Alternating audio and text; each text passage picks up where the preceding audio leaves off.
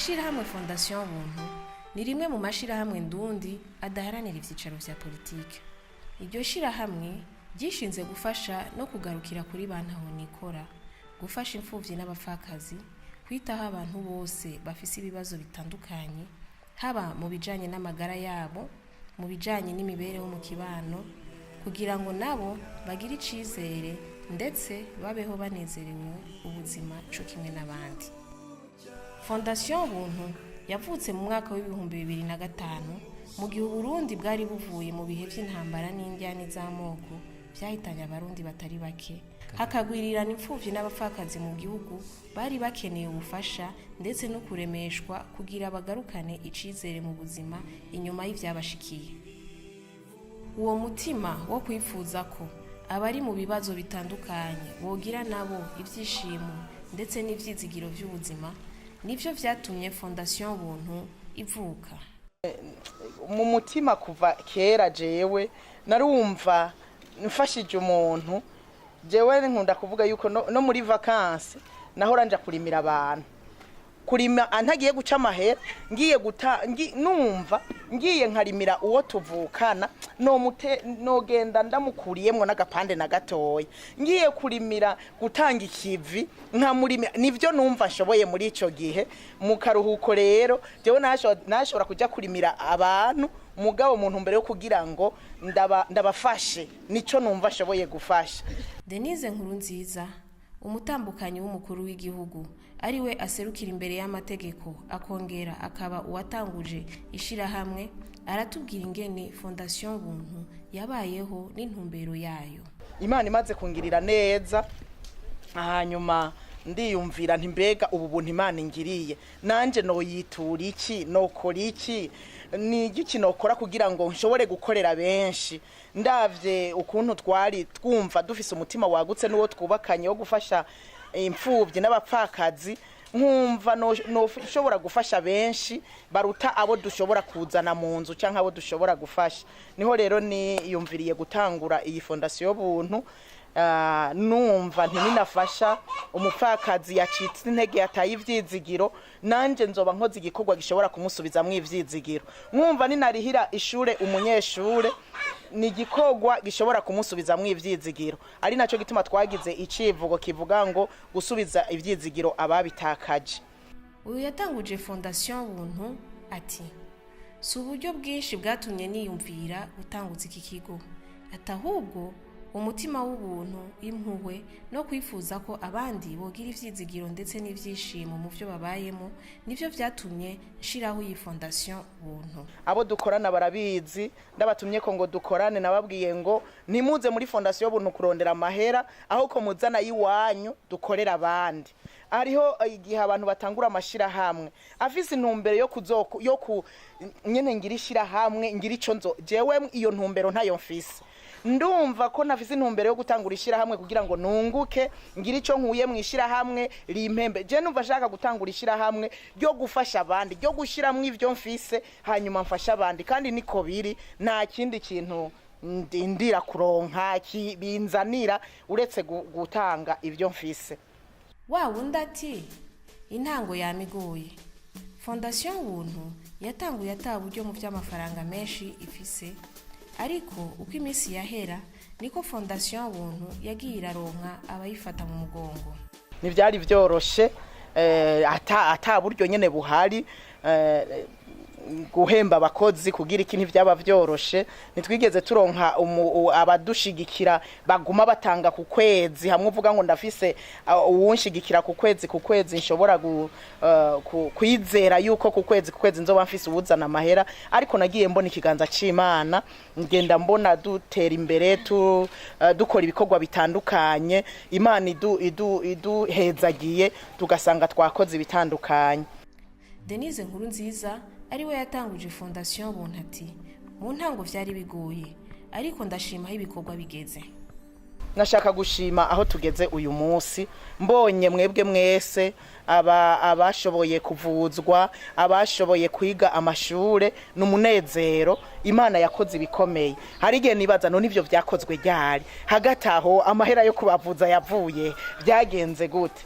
Siwe wenyene ashima, ibikorwa vya fondation ubuntu byafashije abatari bake. Aba nabashinga intahe ku vyo fondation ubuntu yashoboye kubafasha. Iri shirahamwe sinarinzi ico rikora, nahora mbona numva iryo shirahamwe, mugabo nkaba jewe ndi umuntu w'umutayeri shona nizi ibintu byo gushubarira. Naragwaye ingwara imyaka 5 ndayigendana, ndifuza umuganga ashobora kumpa umuti ushobora kumfasha. Ntawe nigeze ndonka ngaho i Burundi, nta muganga n'umwe ntagiyeko. Harageraho abaganga bibarengera barambwira ati ubu rero reka basi tukopera amaguru yose. Icabona n'umuganga yampaye ngo wa mbere ngaha girashirijije, ariwe twabonanye ijyanyuma arashira kuri programme muri wa Karede, kubera ibanga n'ububabare narifite numva ata muntu umwe no biyagira. Nta muntu numwe nabwiye ko ngiye muri salle d'operation. Ndagenda ndarondera umuntu nashonera akorera yati wewe umbere umugarde malade. Shitseyo hari kwa kane angirira vendredi, murazi ko umuntu arara mu bitaro. Nditegura umuryango wanje ndawuhisha kuko numva bidashoboka ingene unyemera ko banyopera amaguru yose, kandi mumva ko ariyo yarantunze kubera niyo nshonesha. Ndashika rero muri ivyo bitaro niteguye, natwaye amabekiye ntumva mu ingene bizogenda. Ndahashitse uyo muganga arumva ndarondera umanezise, arambwira ati rero wewe ryama ngaho, programa yawe nejo mu gitondo saa 1:30. Umuntu yambonye rya mbere yari umuganga ashonesha wanje, aranyihweza ayo maguru ati mama Claire, vyukuri urameye ayo maguru bayabage yose tuma wemera kumwe basi kundi gusigare kimuga muga ntuhebe gushora. None bizogenda gute ko abakenyezi bose bashonesha iwawe azaca bashonerwa nandi?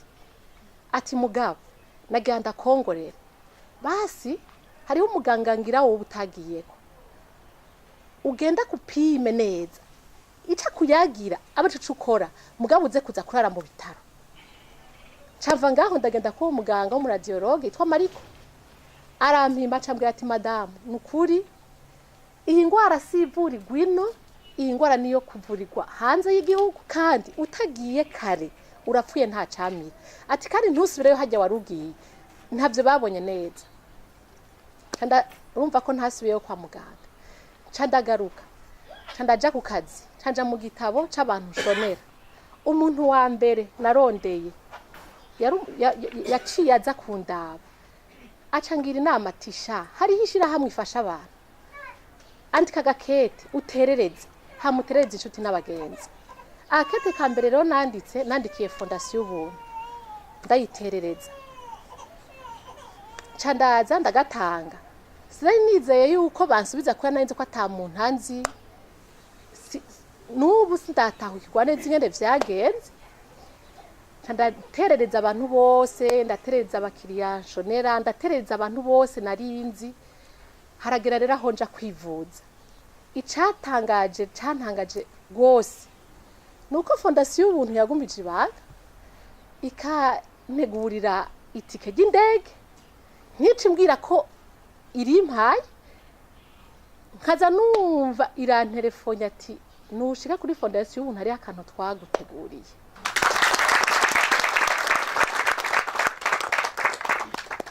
Nukuri jewe sinovuga menshi, sinoronka n'ingene ndamushimira.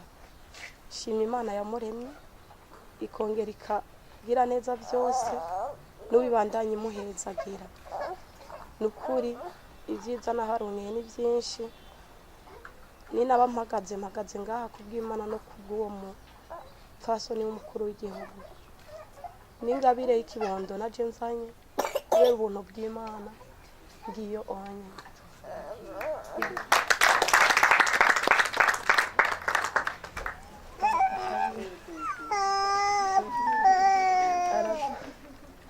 Uburyo bwo kuja hanze tugerageje kububaza batubwira ibihumbi tutarakubita n'ijisho by'amadolari, naho nyene tuca turicara ngaho dukomeza ukwizera nguvu ntazo twari dufise zo kwihagararako. Hanyuma sinzi nk'umuvyeyi wakoze ibyiza byinshi, wabikoreye benshi, hari umwe mu bo wabikoreye yaciye aturya karati, nyabuna nimwirukire kuri fondation murabe ko hari ikintu bo bafasha. Aho twari tumaze kwiruka amashirahamwe menshi, tumaze guhura n'abantu benshi, nukuri mu majambo avunaguye hano ntabwo twamaze igihe tutarabona inyishu. Twarorohewe cyane, twaravuganye n'abantu batari bamwe ngaha, twarakoranye n'urya mugenzi Aimable, n'ukuri ibintu byose birihuta. Twari twaragize accident, tugira accident cyane gose, birananirana no mu Burundi. Imana niyo yabikoze, iratuzanira mugira neza, aradufasha, turaja kuvugwa hariya mu Buhinde. None turashimye cyane gose kuba umutambukanyi w'umukuru w'igihugu yarashoboye kudufasha kutuvuza. Na fondation buntu turayishimiye cyane gose ko yaratuvuje. Ni ibintu byari biteye ubwoba cyane gose, ni ibintu byo gushimira Imana, ni ibintu byo gushima cyane gose. Numva umenga ndamukumbiriye cyane mu izina ry'umwami wacu Yesu. Nukuri ibikorwa akora ntibize biherera.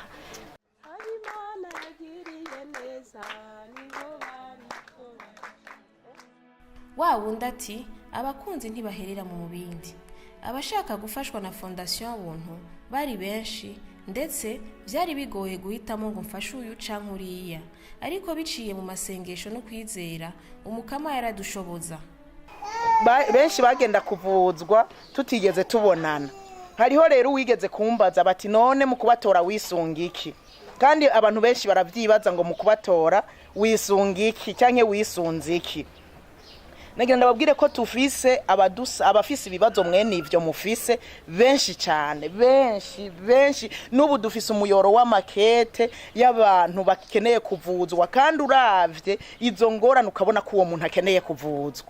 Nkajamvuga ntinzanira ya makete bakazana bakarunda, nkanje nkaca mbanza nkasenga nkavuga nti Mana muri aya makete umuntu aramukiwe gufashwa ninde, ntorende ndekende. Nkavuga ni mwe muyera ndongora, nindabereye kuvuzwa, nindubona harimwo vyihuta, nindubona akeneye gutabagwa, kuko mumenye yuko hari nabandi baza bafise uburyo akeneye gusa umwongerereze. Twararonse n'aba escrow baza ntibagende kwivuza, nico gituma tudatanga amahera mu ntoke, bagaca bayakubita ku mufuko, agaca yigira n'umuntu wiwe akaremba canka gapfa ya mahera wa muntu yatoje yayabitse. Ivyo birabaho, nico gituma twebwe tudatanga n'amahera mu ntoke, ari tike turakugurira twebwe nyene tukaguha. Ari amafaranga kwa muganga, mubabaza aba nta mahera bakora mu ntoke, ni twebwe twariha kwa muganga. Kubera iki? Mu ntumbero yo kugira ngo dukore igikorwa tubone ko giheze, n'umuntu ntibimugore ngo yamuhe aca kumburagira ibindi bimugoye. Maze gusenga rero nkaca nkarindira umwanya. Hari n'igihe nataha ntakoze kuri ya makete, nkavuga none ndabigenze gute, mereze kurihe, nkiyembagiza nkumva birangoye. Hari n'igihe nagenda ntayaravye nkongera nkagaruka, nkaca mera kurya mbere nkasoma.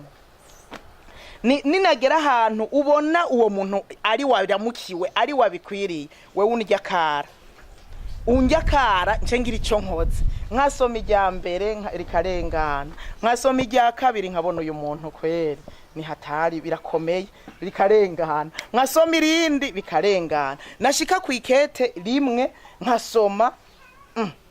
Icambwira rero ko hari ikintu, nkaca nongera naheza gusoma nkaca nsubiramo. Byari byagenze gute? Nkongera ngasoma, nkongera ngasubiramo. Nkumva nkasanga ndafashe ikete ndarisubiyemwe ubugira gatatu. None uyu muntu byatanguye gute?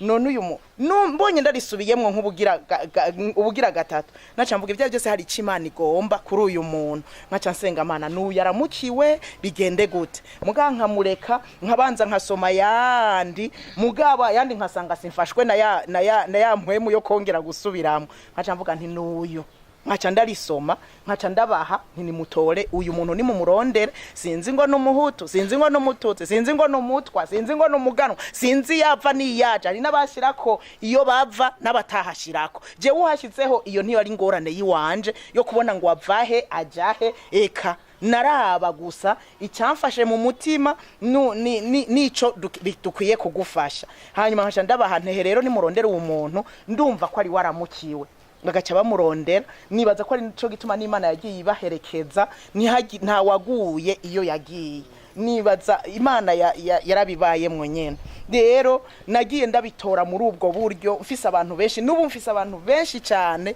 benshi ubona vraiment ko baba babikeneye kandi ndavye ababana ukuntu bameze birantera intege nkumva nti vy'ukuri twoshira kuwunda akavugwa n'uwunda akavugwa byo bavyiza n'ubu hari uwo turungitse muri kira barungitse hanze ariko muri kira batubwiye ngo barabishoboye turizera ko naho bizogenda neza.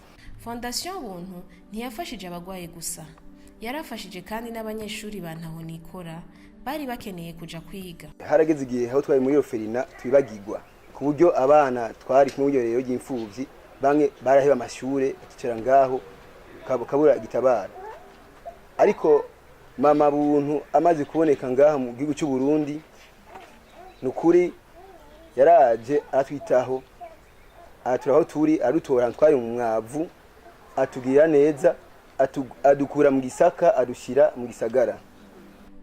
Fondation Buntu imaze gufasha abatari bake ndetse ibandanya ifasha n'abandi.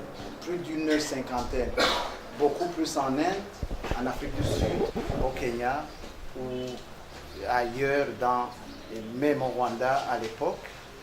Mais il y a aussi des soins qu'on accorde à des appuis pour soigner des gens dans les hôpitaux locaux.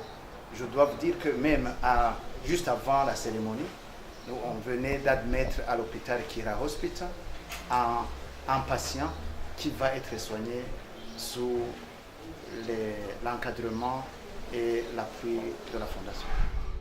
Benshi mu bashoboye gufashwa basaba ko hubwo ibi bikorwa byo kugira neza byo bandanya ndetse biyemeje nabone guterera agacumu k'ubumwe.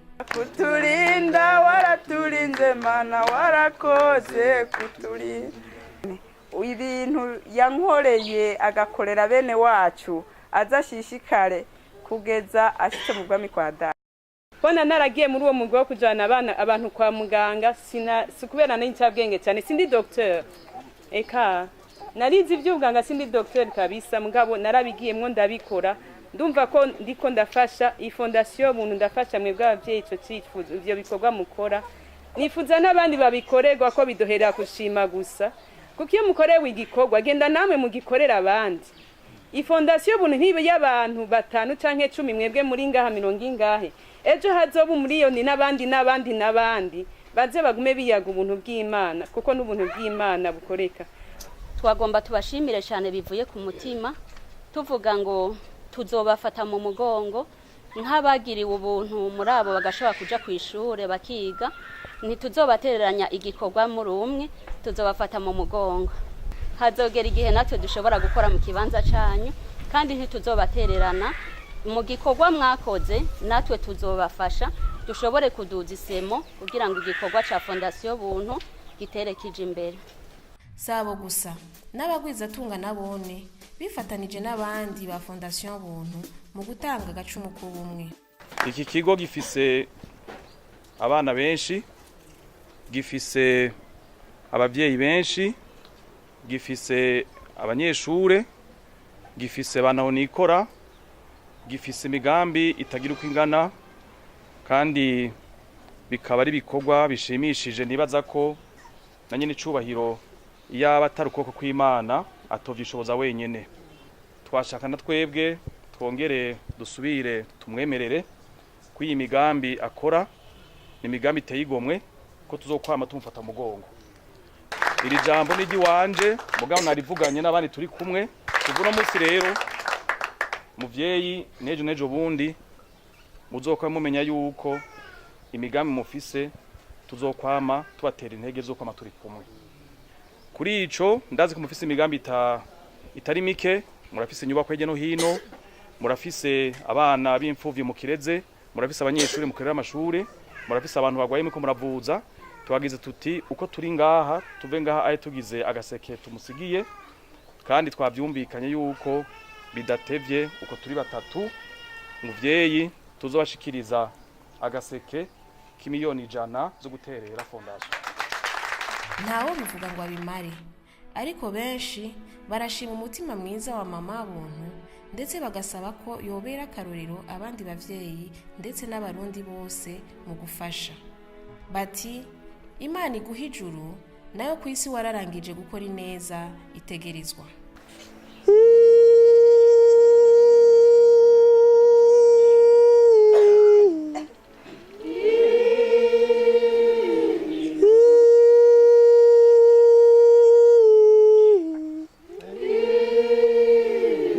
cyane impundu zibizanye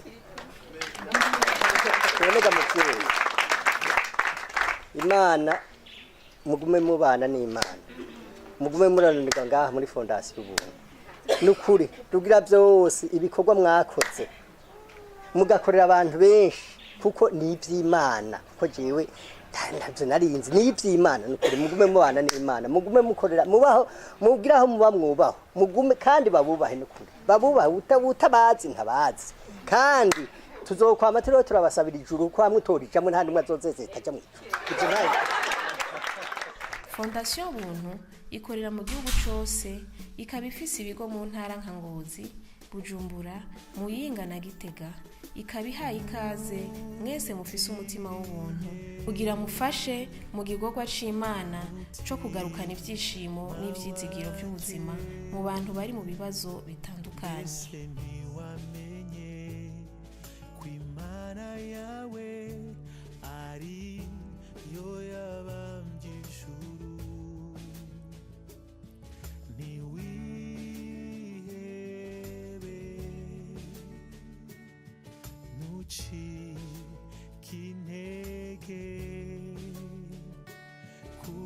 Kukwiyakuremye itakwibagiwe